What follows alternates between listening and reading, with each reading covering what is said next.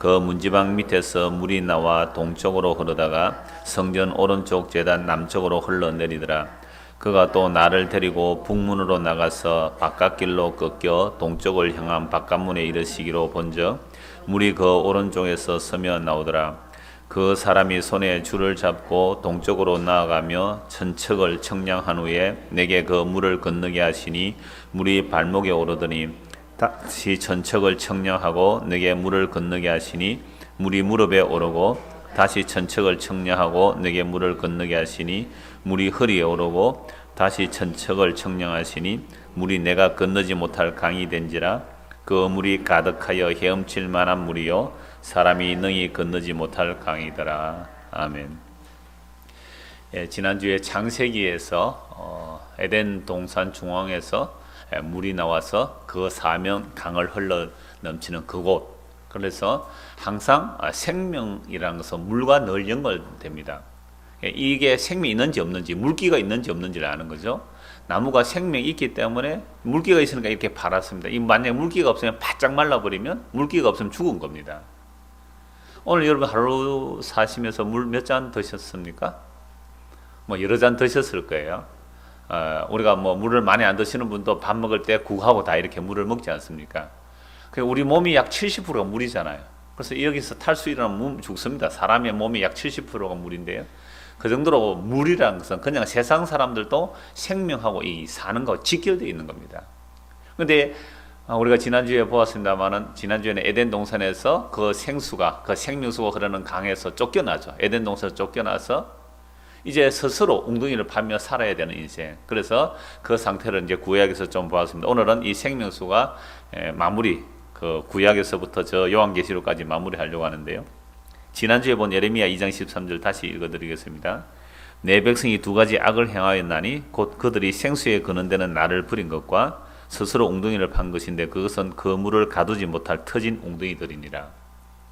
에덴 동산에서 쫓겨났다는 것은 생명으로 나가는 길이 차단된 겁니다. 그걸 생명나무라 해도 되고 생명수라 해도 되고 생명이라도 해도 됩니다. 그냥 그 길로 가는 길은 두루 도는 화염검이 지키고 있어서 절대 사람이 못 나가는 겁니다. 그래서 이제부터 사람은 스스로 생수의 근원을 버렸고 생수의 근원을 버렸기 때문에 쫓겨났기 때문에 자기가 자기를 살리는, 그게 자기 웅덩이를 파며 사는 것이죠. 이게 이스라엘 백성의 두 가지 악이라 그랬습니다.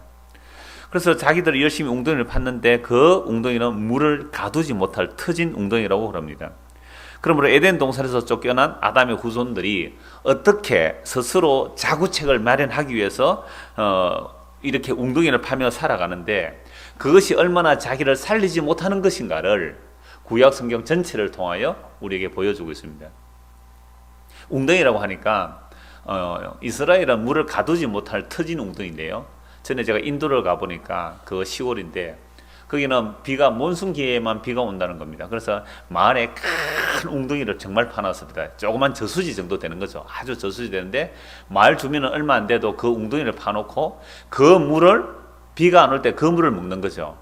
근데 그 물이 얼마나 더러운지, 얼마 전에 왜 우리 4대강 녹조라떼가 막 물이 끌쭉하게 되잖아요.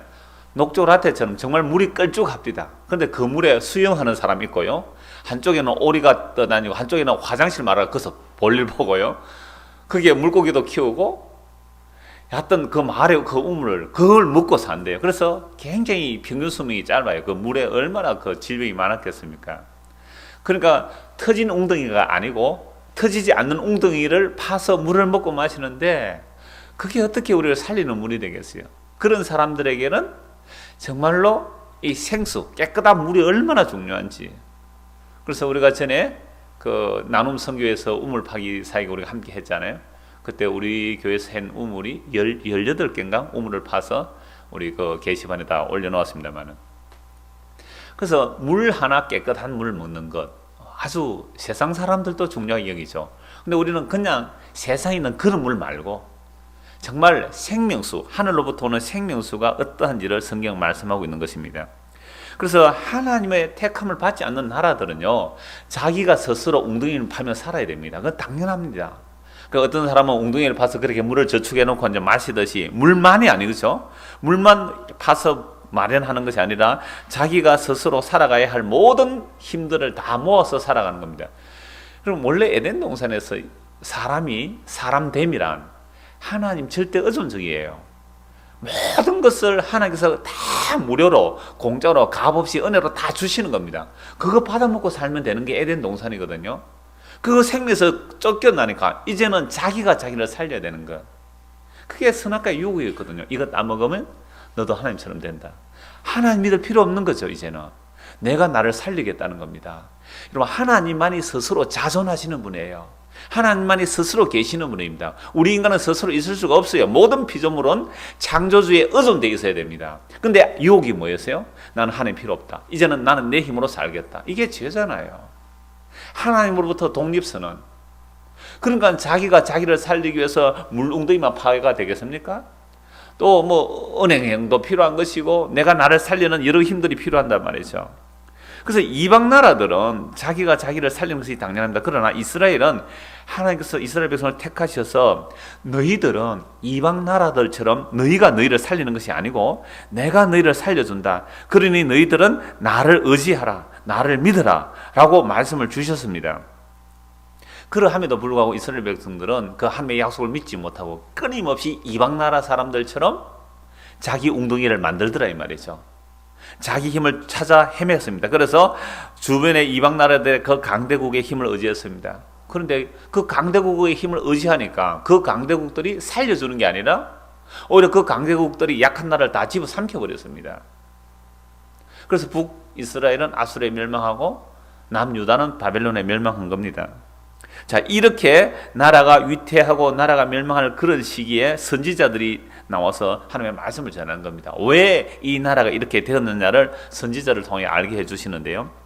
열왕기상 17장 1절에 이런 말씀이 있습니다. 길르앗에 우거하는 자 중에 디셉 사람 엘리야가 아합에게 말하되 내가 섬기는 이스라엘의 하나님 여호와께서 살아계심을 두고 맹세하노니 내 말이 없으면 수년 동안 비도 이슬도 있지 아니하리라 하니라. 하나님의 약속의 땅은 하나님의 백성이 들어가서 하나님의 말씀을 순종하고 하나님을 의지하면 때를 따라 이른 비 늦은 비가 잘 옵니다. 그런데 하나님을 버리고 우상을 섬기게 되면 하늘이 노시되고 땅이 철이해서 비가 안 온다고 그랬습니다. 그런데 엘리야 시대 때 그 북쪽 아합 왕, 그 안에 이시벨, 이들이 얼마나 엄청난 우상 숭배를 했는지 모릅니다. 그런데도 비가 계속 오거든요.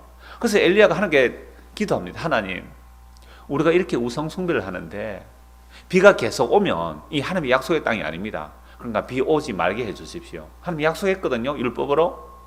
그러니까 엘리야의 그 기도를 들으시고 정말 비를 안 오게 하십니다. 3년 6개월 동안. 이게 진짜 선지자거든요. 그러면 가짜 선지자들은 좀 이따 예레미야에서 제가 찾아 말씀드리겠습니다만은 가짜 선지자는 어떻게 하느냐면 우상 숭배하고 있는데도 불구하고 여러분 제사를 잘 드리십시오. 재물을 많이 바치십시오. 그러면 하나님이 여러분들의 복을 주십니다. 자꾸 이렇게 하는 거예요. 그런데 진짜 선지자는 아니 우상 숭배하고 있는데 비가 잘 오고 농사가 잘 되고 산업이 잘 되면 안 되기 때문에 하나님 이러면 안 됩니다. 비 내리지 마십시오. 하나님 자기 언약이기 때문에 그 언약대로 기도하니까 그래 그럼 비를 안 내릴게 해서 비를 안 주신 거예요. 이게 진짜 선지자거든요. 3년 6개월 동안. 그때 아합과 이 엘리야가 서로 대결을 하지 않습니까? 궁중에서 아합 왕, 이스라엘의 왕이 물론 북이스라엘 우상 숭배 많이 했습니다. 이스라엘의 왕이 우상 섬기는 바알 선지자 400명, 아세라 선지자 450명, 850명을 나라에서 월급 주고 말면서 그들을 궁중 선지자로 키워냈단 말이죠. 그들이 평소에 우상 섬긴다고 안 그랬습니다. 하나님 섬긴다고 그랬단 말이에요. 그들과 엘리야가 갈멜산에서 대결해가지고 하늘에서 불이 나서 재물 태운 그 엘리야의 하나님이 진짜 하나님을 해서 그 우상 숭배자들을 다 처결하고 엘리야가 기도했을 때 그때 비가 왔거든요. 그러므로 이스라엘 백성들이 하나님을 섬기지 않고 우상 섬기면 비가 안 오게 됐습니다. 그래서 엘리야가 회개하고 우상 숭배자들을 처결했을 때 비가 다시 내렸습니다. 그러나 이들이 또다시 우상 숭배하면 비가 안 오게 되겠습니다. 예레미야 14장 1절에서 6절 읽어드리겠습니다.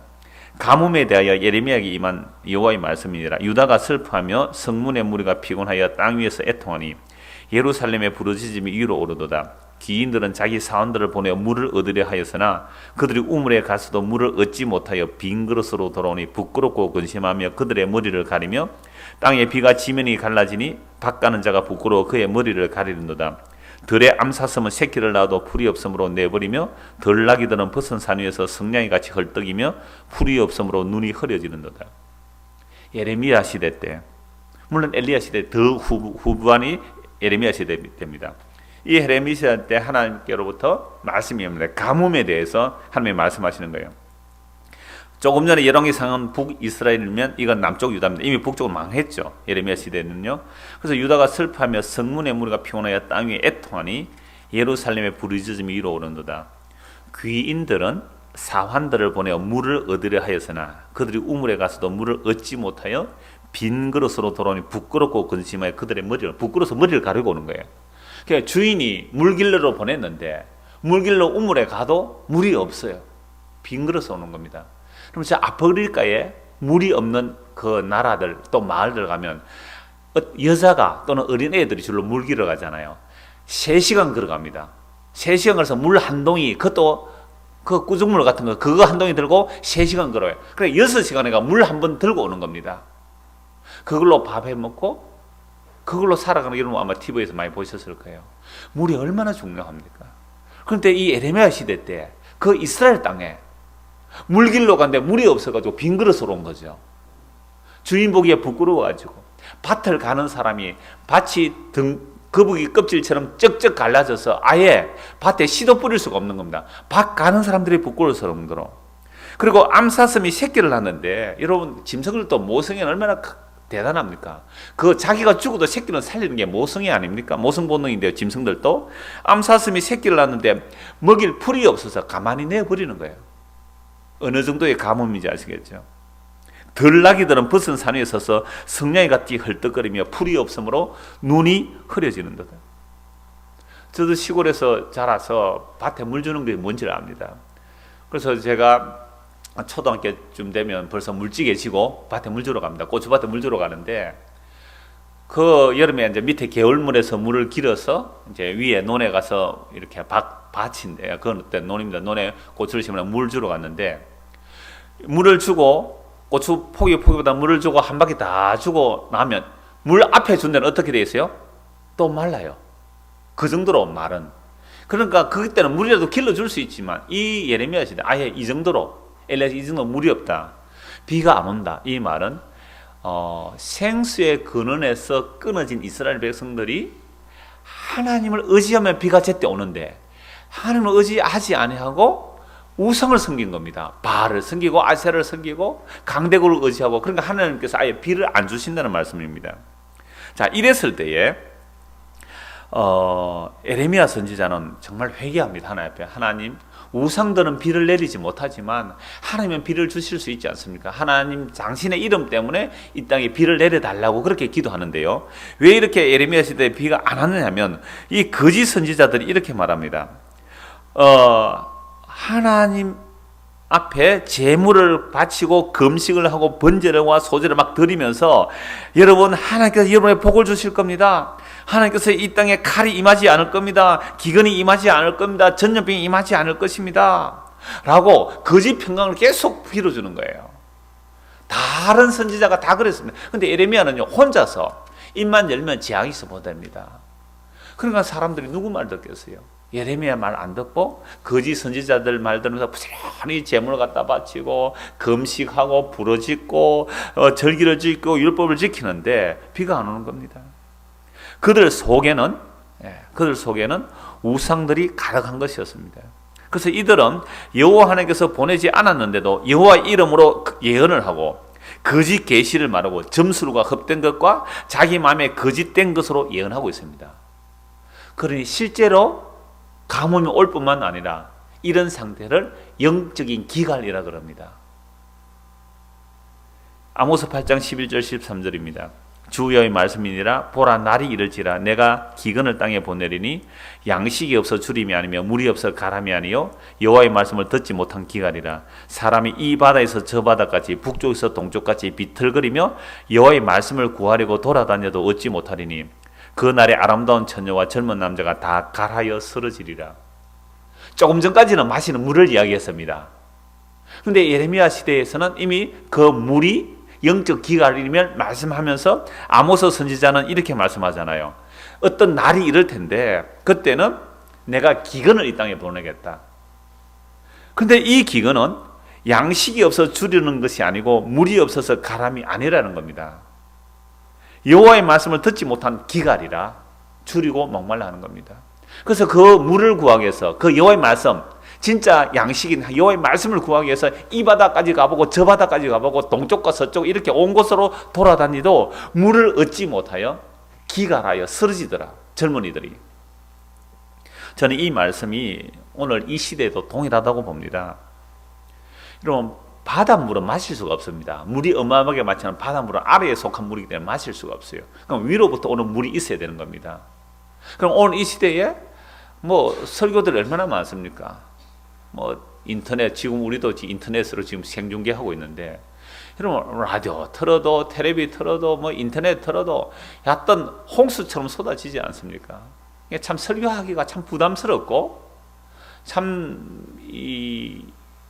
제가 힘이 드는 것은, 이게 마실 물을 전하지 못하면, 이게 공해거든요. 마실 물이 아니라면, 정말로 생명수를 증거하지 못하면, 이건 공해잖아요. 먹고 죽이는 독이 섞인 물일 수 있지 않습니까? 참 두려워요. 여러분들도 늘 설교자를 위해서 기도할 필요가 그렇게 있습니다. 바울이 늘 그러잖아요. 여러분들이 저를 위해서 기도해 주십시오. 여러분들이 기도해 주신 그 기도로 내가 은사를 주의 복음을 담대히 전할 수 있도록 기도해 주십시오. 바울이 늘 기도를 요청합니다. 그 성령 충만한 사도가 그렇게 요청하거든요.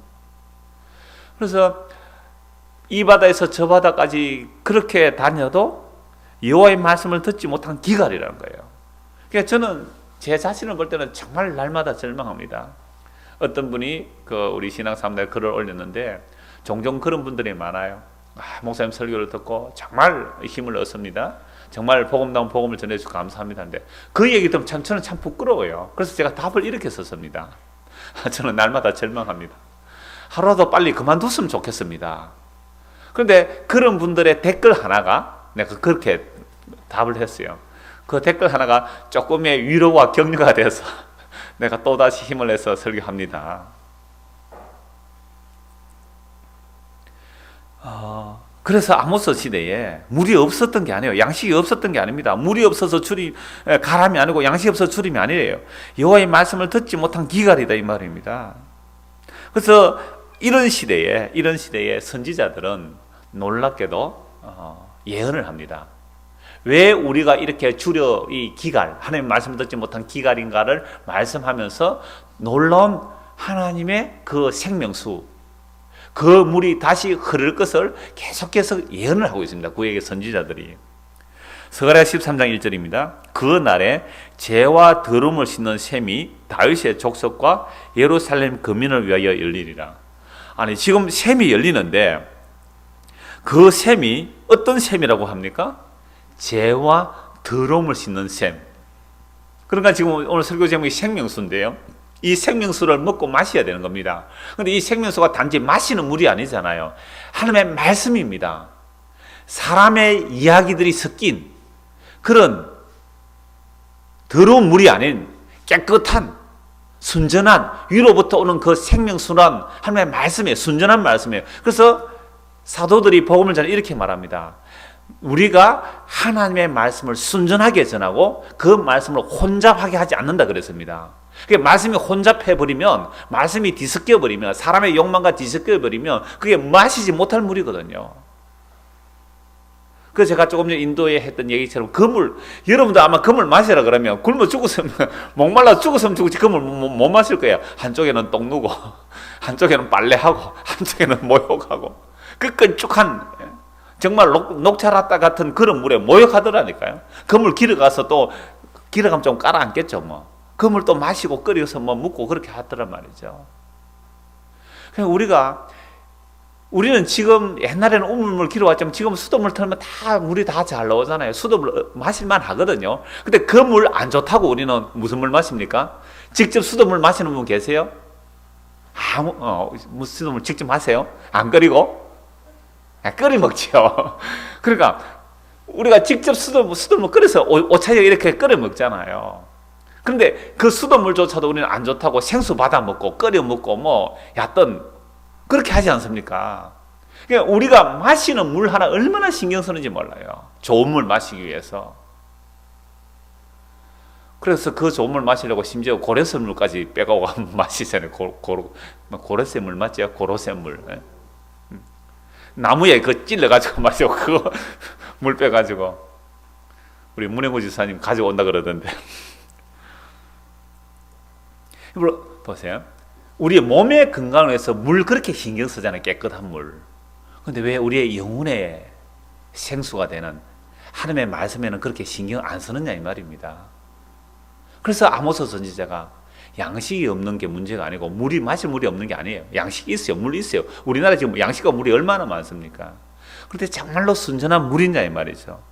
순전한 생수가 나오느냐 이 말입니다. 그래서 다시 스가랴 13장 1절 그날에 재와 두름을 씻는 셈이 다윗의 족속과 예루살렘 거민을 위해 열리리라. 여기서 나오는 셈은 마시는 물이 아닙니다. 재와 두름을 씻는 셈이 다윗의 족속과 예루살렘 거민을 위해 열린다고 합니다. 그래서 그날 거기서 계속 그 날을 얘기하는데 그 날은 메시아가 오시는 날입니다. 그래서 그 한 날에 재와 두름을 씻는 셈이 열린다는 것은 우리는 신약시대 살잖아요. 그 셈이 무슨 셈입니까? 예수 그리스도의 보혈의 셈이라 이 말이죠.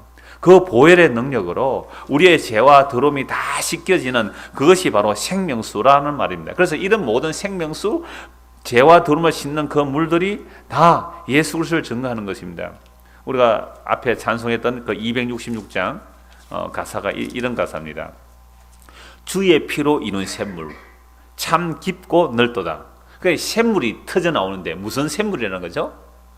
주님의 피로 된 샘물, 그 보혈된 샘물이에요. 구원하는 크신 능력 다 찬송할지라. 찬송하제 주의 보혈 그 샘에 지금 나아가 죄 깊이 빠지니면 그 피로 씻어 말기네. 이 찬송을 우리는 스가랴 선지자가 예언한 그 내용이 예수 그리스도께서 그 보혈의 샘을 만들어 놓기 때문에 그 보혈은 지금도 퐁퐁 솟아오르는 그 살아있는 생명의 말씀이기 때문에 오늘도 우리가 그 보혈의 피에 우리의 몸을 적심으로 우리가 깨끗함을 입는 겁니다. 그래서 이것이 바로 죄악 세상을 이기는 길이요, 주 예수를 아는 것이요, 주 예수를 깊이 알면 알수록 하늘나라 즐거움이 날마다 더 새로워지는 겁니다. 우리는 예수를 믿으면 가면 갈수록 죄를 안 짓는 걸로 아는 사람들이 많아요. 죄를 덜 짓는 것으로 아는 사람이 많아요. 예수님을 믿고 알면 알수록 가면 갈수록 자기가 죄를 더 많이 짓는다는 사실을 아는 겁니다. 전에는 죄라고 생각도 안 한 것들이 이제는 진짜 이게 죄이구나 더 깊이 알아가는 거예요. 그러니까 예수님을 믿으면 믿을수록 어두움이 빛 가운데 가까이 가면 갈수록 자기의 더러움이 더 드러나는 겁니다. 으악 으악 으악 소리가 나와야 되는 겁니다. 내가 헌신충성한 것만큼 더 나의 더러움과 죄악이 더 나오더라 이 말이죠. 그렇게 드러날 때 왜 예수 그리스도께서 대신 죽으시지 않으면, 왜 그분의 보혈로 나의 죄와 더러움이 씻어지지 않으면 안 된다는 것을 그때 알기 때문에 주를 더 찬송하고 주를 의지하고 그게 즐거움이 되는 거예요. 여러분, 자기가 죄인임을 들킬 때에 나 왜 이럴까? 나 왜 이럴까? 이러면 안 된대. 이러면 안 돼. 이러면 벌 받는데 그거는 아직도 율법주의예요. 아직도 율법에 매 있는 모습입니다. 근데 말씀을 통하여, 성령과 말씀을 통하여 죄가 탁 들통나잖아요. 아유 감사합니다. 아유 감사합니다. 제가 이 얘기가 지금 커뮤니케이션이 되고 있습니까? 우리 죄가 들켜질 때 아유 감사합니다. 나 그래 좋네. 원래 그런 사람인데 괜히 내가 죄 안 짓는 척 위장하고 있었군요.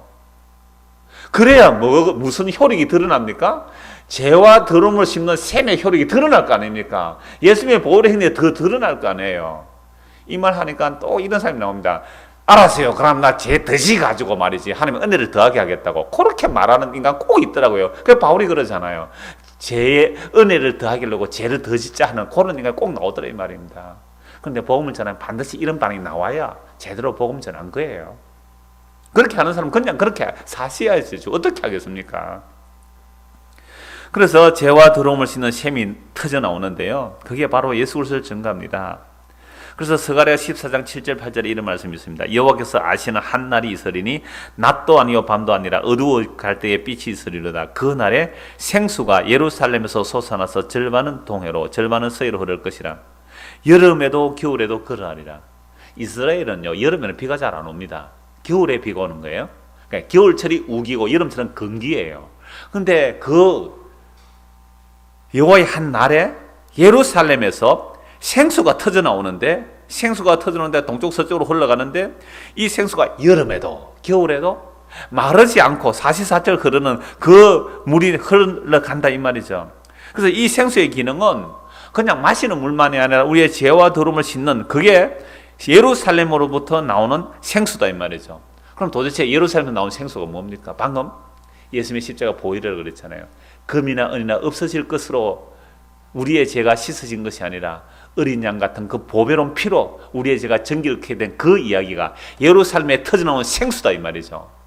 그 생수가 예수님이 말씀하셨잖아요. 성령이 임하면 너희가 예루살렘과 유다와 사마리아 땅끝에 내 증인이 되리라. 그래서 그 생수가 복음의 증거와 동계, 그 복음이 바로 생수를 전해야 됩니다. 우리가 복음 전한다 할 때 무엇이 복음이냐? 예수의 보혈이 생수임을 전해야 되는 거죠. 그래서 그 보혈의 능력이 예루살렘에서 유대로, 유대에서 사마리아로, 사마리아에서 땅끝까지 놀랍게도 2000년 전에 전해진 그 생수가 오늘 이곳에서 흘러나오고 있다는 거죠.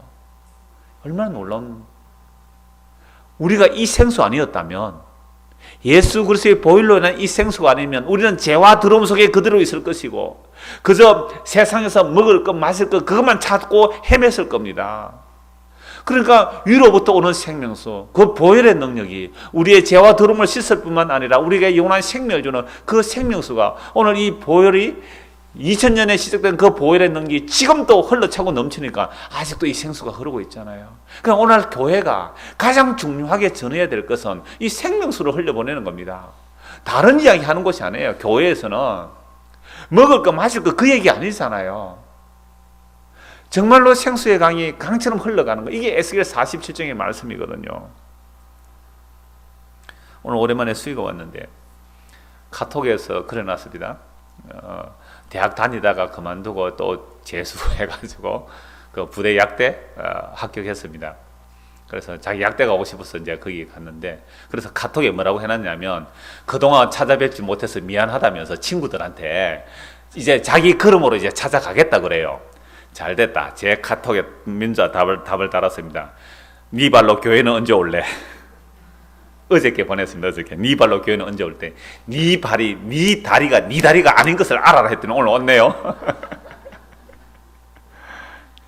바빴죠 그동안. 그러니까 우리가 내 발로 내 다리를 걸어 다니는 것 같지만 내 발이 내 다리가 아니에요. 그래서 이 발이 어디로 가야 되느냐면 하늘의 생명수가 있는 곳을 찾아 헤매야 되잖아요. 하늘의 생명수가 있는 곳으로. 그래서 에스겔 36장 24절 28절 또 읽어드리겠습니다. 이게 우리 이미 본 말씀인데요.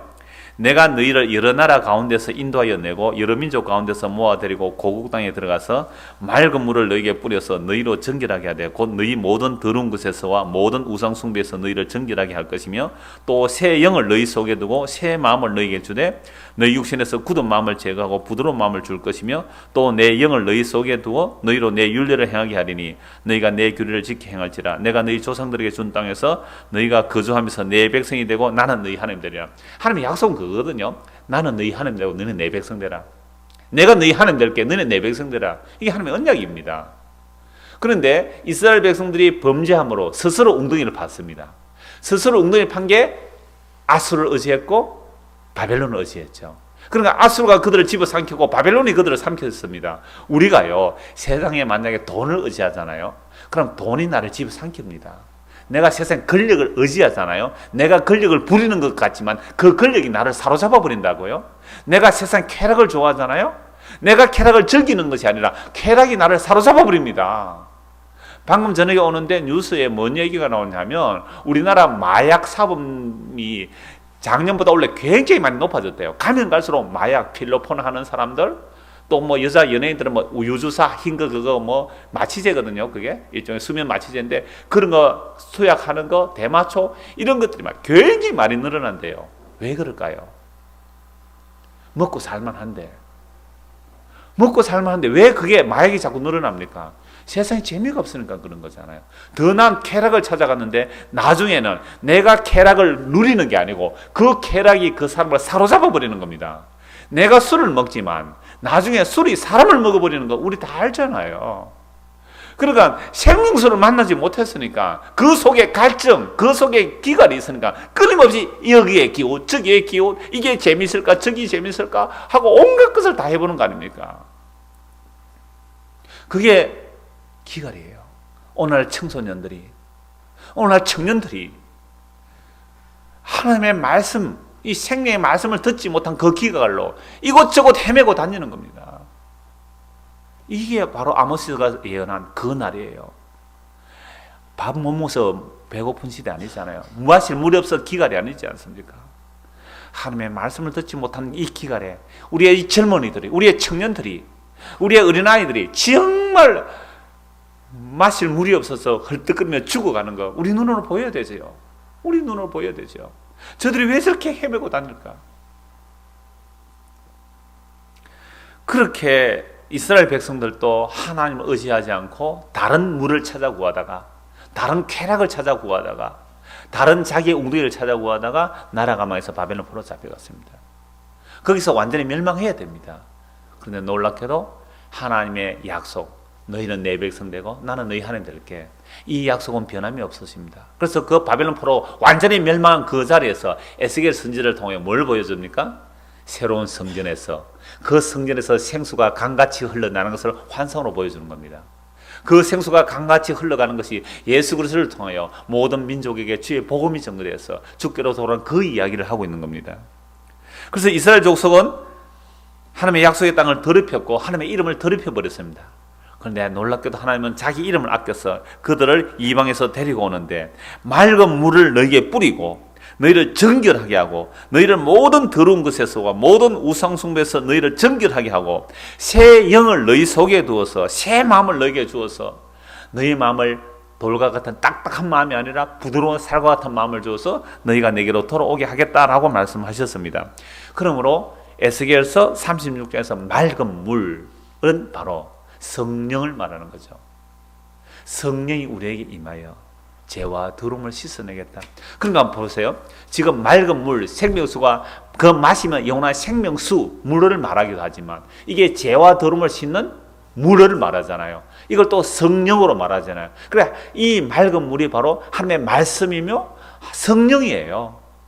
성령이며 곧 하나님의 말씀이에요. 이거 같이 말하고 있는 겁니다. 그래서 구약의 수많은 그 역사 속에서 생명수가 무엇인지, 그 말씀이 무엇인지, 그 영이 무엇인지 쭉 증거하면서 이걸 신약 속으로 쭉 계속 선지자들이 예언해 놓는 겁니다. 요엘서 3장 18절입니다. 그 날에 산들이 단 포도주를 떨어뜨릴 것이며 작은 산들이 젖을 흘릴 것이며 유다 모든 세대가 시내가 물을 흘릴 것이며 여호와의 성전에서 샘이 흘러나와서 시딤 골짜기에 되리라. 그 한 날이 이럴 텐데 그 날에는 유다 모든 시내가 물을 흘린다. 그 물이 어디서 나오느냐 하니까 여호와의 성전에서 샘이 흘러나와서 시딤 골짜기에 되리라. 보세요. 요엘서도 어디서 물이 나온다고요? 여호와의 성전에서 물이 나온대요. 그러면 그 여호와의 성전 물이 나와서 어디로 흘러가냐? 시딤 골짜기. 시딤이라는 것은 아카시아 나무 또는 가시나무 말이에요. 가시나무 골짜기에 물이 흐른다. 가시나무. 그럼 아카시아 나무가 어디서 잘 자라는지 아시죠? 척박한 땅에 잘 자랍니다. 그 일제시대 때 일본인들이 아카시아 나무를 많이 갖다 심었다 그러더라고요. 왜? 우리나라 살이 그때 나무를 하도 많이 해가지고 산이 민둥산이 되니까 산사태가 일어나니까 그 산사태를 막기 위해서 척박한 땅에 잘 자라는 가시나무를 심었다고 그래요. 그게 아카시아 나무잖아요. 그러니까 그런 척박한 땅에 뭐가 흘러간다고요? 생수가 흘러가는 거죠.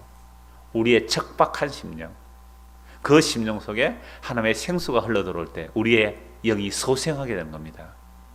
그래서 에스겔이 환상중에 본 그 마른 뼈다귀들, 그 마른 뼈다귀 같은 곳에 생수, 즉 하나님의 말씀이 대언되니까 그들이 큰 군대로 일어나는 것처럼 오늘 저와 여러분이 하나님의 말씀을 듣지 못하면 근원적으로 우리는 바짝 마른 뼈다귀들입니다. 해골들이에요. 그래서 하나님의 말씀이 들어가고 하나님의 영이 들어갈 때 그 사람이 새롭게 거듭나는 겁니다. 이게 생수가 흘러나오는 것이죠. 그래서 에스겔서 오늘 본문 6절부터 다시 보겠습니다. 3절에서 다시 보겠습니다. 그래서 청량을 하니까 1000척을 청량, 약 500m 됩니다. 1000척을 청량하니까 발목에 오르고, 다시 1000척을 청량하니까 무릎에 오르고, 다시 1000척을 청량하고 건너게 하니까 허리에 오르고, 다시 1000척을 청량하니 물이 건너지 못할 강이 되었다라고 말합니다. 우리가 예수님을 믿을 때 처음에는 이렇게 생각합니다. 내가 예수 믿는 걸로 알아요. 내가 예수 믿는 걸로 압니다.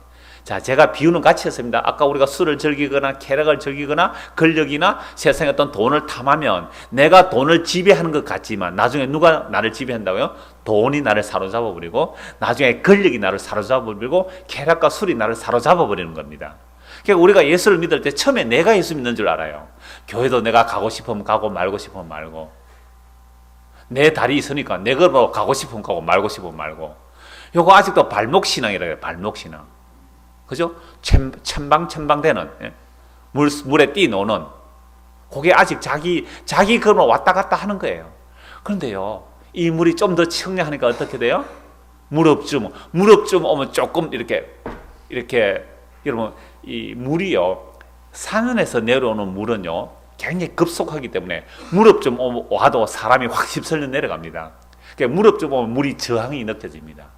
뭔가 내 마음대로 안 돼요. 무릎쯤 오면. 근데 허리쯤 오면 상당한 저항을 느끼죠. 내 마음대로 잘 못 갑니다.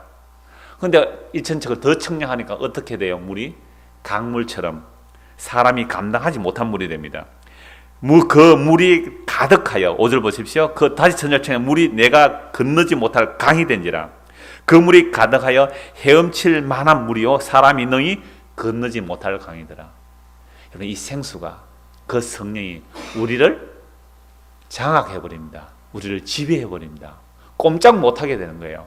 이 상태가 되면요, 내가 예수를 믿는 게 아니고 예수님이 나를 장악해 간다는 사실을 인정할 수밖에 없는 겁니다. 그렇게 되면 온 세상이 다 하나님의 말씀의 충만함을 느낄 수 있는 거예요. 그리고 우리가 이 공기 이래 하면 공기가 느껴지잖아요. 공기 손으로 이렇게 하면 공기가 느껴지죠. 가만히 있으면 공기가 안 느껴지잖아요. 그래, 공기 있는 걸 모르고 살잖아요. 그래서 정말로 이 생수가 강이 하나님의 말씀의 충만함 속에 있다면 어디인들 온 천지가 다 하나님의 말씀의 충만함, 그 물의 충만함, 물 속에 있는 것, 그 위의 물, 아랫물이 아닌 위의 물로 충만하게 산다는 것을 인식할 수 있고 느껴질 수 있습니다. 그러니까 어디를 간들 부인할 수가 없는 거예요. 생수의 강에, 그 큰 강물에 휩쓸려서 내가 마음대로 왔다 갔다 하는 것이 아니라 그 생명되는 하나님의 말씀이, 하나님의 영이 나를 붙들고 가는 것을 알 수 있어요. 목사님 어떻게 아는데요? 그 말로 해서 안 됩니다. 본인이 느껴야 되고 인식할 수 있는 것이고. 그래서 여러분, 이번 2월달 달력이에요. 참 제가 은혜를 받았어요. 2월달 그 시편 74편 말씀에 그랬는데, 하나님은 무엇을 지었다고요? 낮도 짓고 밤도 지었다 그랬어요. 이사야 말씀에 하나님은 재앙도 짓고 복도 지으신 분이거든요. 그러니까 낮과 밤이 하나님 앞에서는 하나예요. 우리는 인생을 살 때 왜 캄캄한 밤 같노? 라고 생각이 들지만 그 캄캄한 밤 같아도 여호와 앞에서는 그게 대낮이에요. 그래, 내가 괜히 나는 이게 밤이다, 이게 낮이다, 내 혼자 이렇게 판단하지만 그 모든 것이 다 하나님 안에 있는 겁니다. 그러니까 여러분들이 나는 왜 이렇게 지금 다운되어 있나? 믿음이 다운되어 있냐? 나는 왜 캄캄한 밤? 아니에요. 하나님한테 낮도 빛도 하나예요. 그러니까 보세요. 여러분, 예배당에 와야 하나님 아닙니까? 아니에요. 어디를 간들 그게 하나님 아니라는 거죠. 이게 생수가, 그 성전에서 나온 생수가 가득 차고 넘쳐서 그냥 충만해요. 충만. 위를 봐도 하나님의 사랑의 충만, 옆으로 봐도 하나님의 사랑. 이게 이번 주일 낮에 볼 에베소서 3장에 나오는 그 사랑의 충만입니다. 그 높이와 그 길이와 그 넓이와 그 깊이가 어떠한지 온 세상이 다 여호와의 사랑의 충만함으로 보이는 겁니다. 심지어 어둠조차도, 심지어 악조차도. 그래서 하나님께서 악도 하나님께서 사용하시는 거잖아요. 이게 어떤 상태라고요? 생수의 강이 흘러차고 넘쳐서 이제 발목이 아니라 무릎, 허리, 아예 우리가 감당치 못할 그 생수의 강으로 충만케 되는 것, 다른 말로 하면 그걸 성령 충만이라고 그럽니다. 요한복음 4장에 보면 예수님이 사마리아 우물가 여인, 이건 자주 말씀드리는 간단히 말씀드리죠. 이렇게 말씀합니다. 예수께서 대답해 이르시되 이 물을 마시는 자마다 다시 목마르니와 내가 주는 물을 마시는 자는 영원히 목마르지 아니하리니 내가 주는 물은 그 속에서 영생하도록 솟아나는 샘물이 되리라. 사마리아 우물가의 여인이 얼마나 목말랐겠습니까?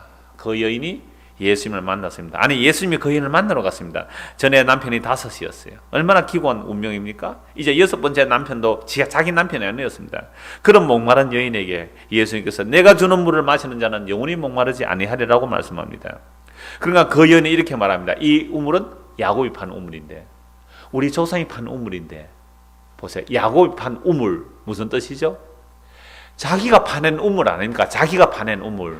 자기가 스스로 마련한 우물 아니에요. 생수의 근원을 버리고 자기가 판 우물을, 이 물을 마시니까 계속 목마르지 않습니까? 그게 율법주의예요. 나의 행위로 생수를 가두어 끌어당기려고 하는 것, 늘 목마른 거예요. 마시고 또 마시도 목마른 겁니다. 그래서 예수님이 그 율법주의가 아닌, 그 행함이 아닌 하나님의 은혜로 값없이 한량없이 부어주는 그 생수만이 영원히 목마르지 아니할 것이다. 그 이야기를 이 여자가 알아들었습니다. 그래서 물길로 왔다가 세상에 뭐 던지보고 갔어요? 물동이 던져버리고 가서 내가 신받다고, 내가 메시아를 만났다고 동네 사람들 전도하러 갔잖아요. 자기 부끄러움 다 잊어버렸어요. 진짜 예수님 만나면 자기의 과거의 부끄러움 그게 다 잊어버린다니까요. 온갖 손가락질 다 받았던 여자는 그래서 대낮에 홀라 물길로 왔는데 예수님 만나가 부끄러움이 날아가 버리고 세상에 물동이 잊어버렸어요. 진짜 생수를 만났기 때문에. 물론 그 여자 나중에 와서 물동이 걸고 또 물 떠갔을 겁니다. 뭐 어쩌겠습니까? 또 밥에 먹고 살아야 되죠. 그러나 뭘 해결했어요? 근원적인 생수, 근원적인 물, 그거 마셨잖아요. 여러분, 예수 믿는 사람이 진짜 예수님이 주는 이 물, 그게 성령을 통하여 말씀이 우리 안에 제대로 들어오면 근원적인 문제 해결됩니다. 요한복음 7장 30절 39절입니다. 명절 끝날 곧 큰 날에 예수께서 서서 외치시되 누구든지 목마르거든 내게로 와서 마시라. 나를 믿는 자는 성경의 이름과 같이 그 배에서 생수의 강이 흘러나오리라 하시니 이는 그를 믿는 자들이 받을 성령을 가리켜 말씀하신 것이라. 예수께서 아직 영광을 받지 아니하셨으므로 성령이 아직 그들에게 계시지 아니하셨더라.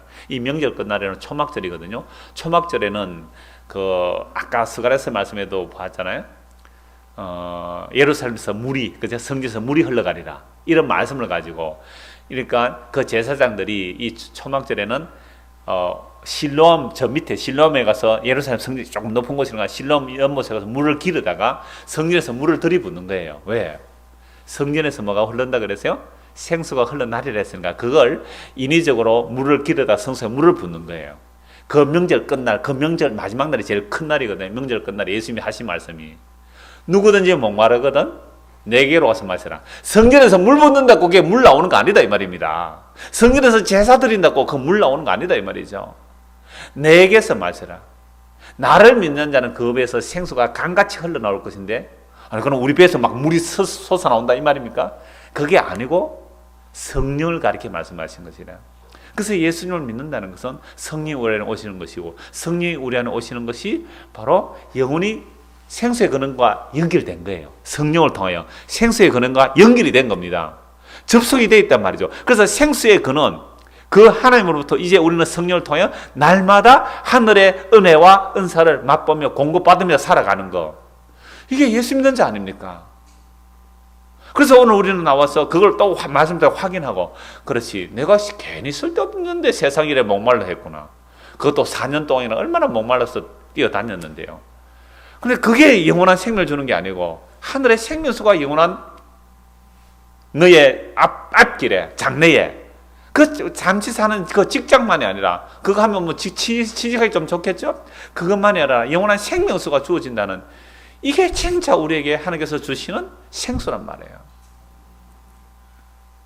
그래서 이 물이 흘러가서 그 생명에 접촉되면 우리의 사망의 이 몸이 죽지 아니할 그 생명에 삼키워지는 거. 아까 생수의 강이 흘러차고 우리가 감당 못하는 그 물로 삼키워지는 겁니다.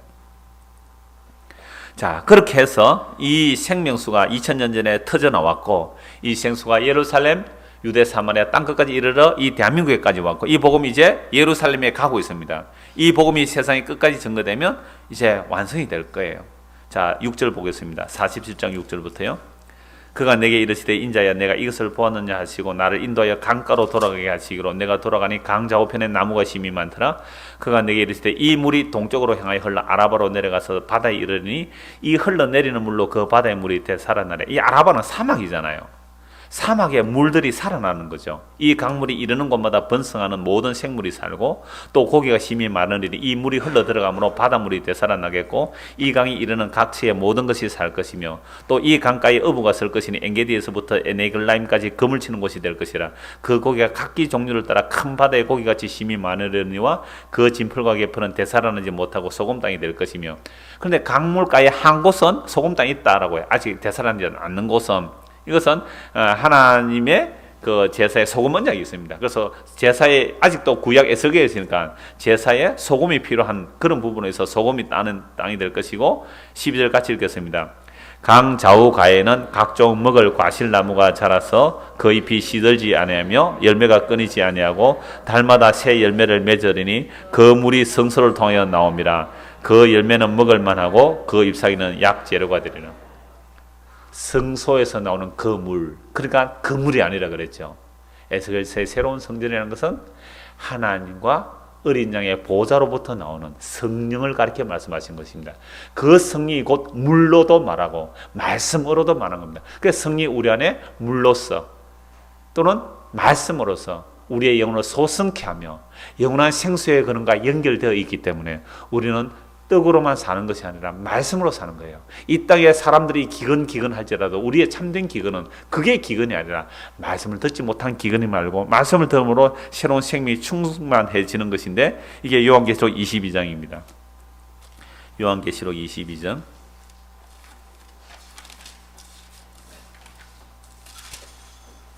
1절부터 보겠습니다. 또 그가 수정 같은 맑은 생명수의 강을 내게 보이니 하나님과 및 어린 양의 보좌로부터 나와서, 에스겔서는 어디서 나왔습니까?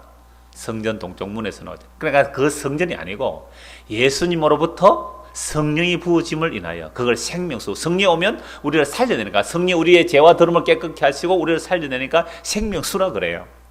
그래서 그 보좌로부터, 어린 양의 보좌로부터 나오는데 길 가운데 흐르더라. 강좌우에 뭐가 있어요? 생명나무.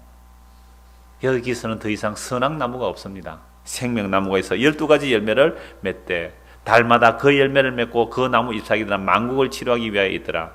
에스겔 47장 12절 말씀과 똑같은 말씀이죠. 다시 저주가 없으며 하나님과 그 어린 양의 보좌가 그 가운데 있으리니 그의 종들이 그를 섬기며 그의 얼굴을 볼 터여 그의 이름도 그들의 이마에 있으리라. 다시 밤이 없겠고 등불과 햇빛이 쓸데없으니 이는 주 하나님이 그들에게 빛이십니다. 그들이 세세토록 왕노릇하리로다. 이 놀라운 은혜가 놀랍게도 어떻게 주어지느냐, 이 말이에요. 어떻게 주어지느냐. 17절 같이 읽겠습니다. 성령과 신부가 말씀하시기를 오라 하시는도다. 듣는 자도 오라 할 것이요 목마른 자도 올 것이요 또 원하는 자는 값 없이 생명수를 받으라 하시더라. 이게 놀라운 은혜입니다. 하나님이 자기 백성에게 그 생명수를, 에덴 동산에서 쫓겨났던 그들에게 생수의 근원을 하나님이 친히 사람이 되시고 십자가를 지고 부활 승천하셔서 그 보혈의 능력으로 우리의 죄와 더러움을 씻으시고 우리들에게 성령을 통하여 오늘도 영원한 생명을 지금도 공급하고 계시는 그 하나님께서 결국 우리를 하여금 발목에서 무릎으로, 무릎에서 허리로, 그래서 차고 넘쳐서 이제 내가 나를 제어하는 것이 아니라 하나님의 생명의 성령의 법이 우리를 제어하고 우리를 이끌어 가시는 그 충만함의 세계로 맛보아가는 저와 여러분 되기를 소원합니다. 기도하겠습니다. 하나님 아버지, 우리가 예수님을 믿는 것으로 생각했지만 그러나 예수님께서 우리를 잡고 가시는 것을 오늘 말씀을 통해 확인합니다. 이제 내가 나를 살리는 것이 아니라 생명의 근원 되신 하나님께서 우리를 살리기 위해서 우리가 받을 저주를 대신 받으시고 그 배에서 생수의 강이 흘러나리라 하신 것처럼 우리가 말씀과 성령을 통하여 영원한 생명에 잇대어 살게 하셔서 감사합니다. 그 생명으로 우리 안에 충만케 하셔서 이제 우리의 배에서 차고 흘러넘쳐서 지금 세상의 목마름, 그 갈증으로 헤매는 사람들에게 생수의 강을 흘려보낼 수 있는 믿음의 사람들로 우리를 세워 주시옵소서. 예수님 이름으로 기도드리옵나이다. 아멘. 찬송가 526장 찬송하겠습니다. 526장입니다.